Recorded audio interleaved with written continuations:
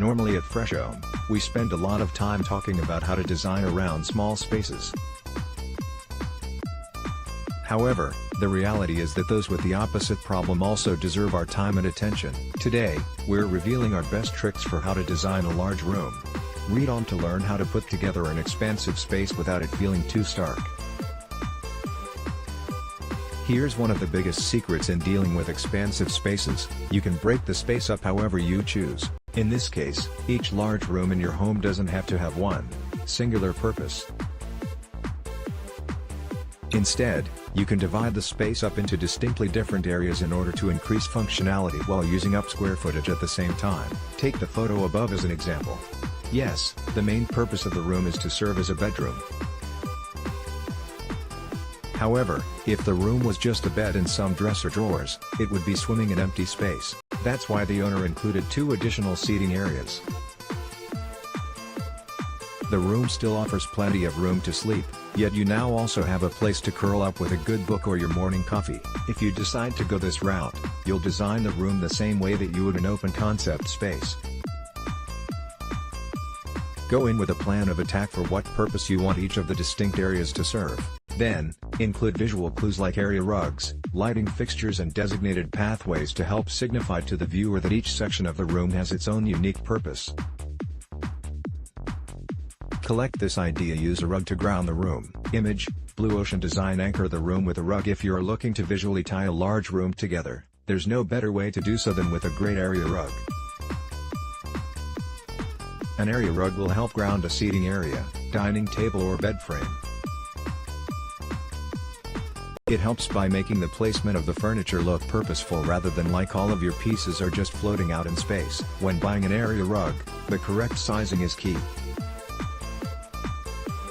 In general, you can follow these guidelines. If you're choosing a room rug, remember to leave room for a border of flooring around all sides. 18 inches is considered the standard border measurement. If your rug will be grounding a seating area, measure the length and width of the seating area in its current layout and buy the next size up. If the rug is meant to highlight a piece of furniture like a dining table, make sure it's big enough to extend beyond the piece with room on all sides. For a dining table, 24 inches is standard. However, it should be less if you're working with a smaller piece like a coffee table. That said, the placement of your furniture is also important.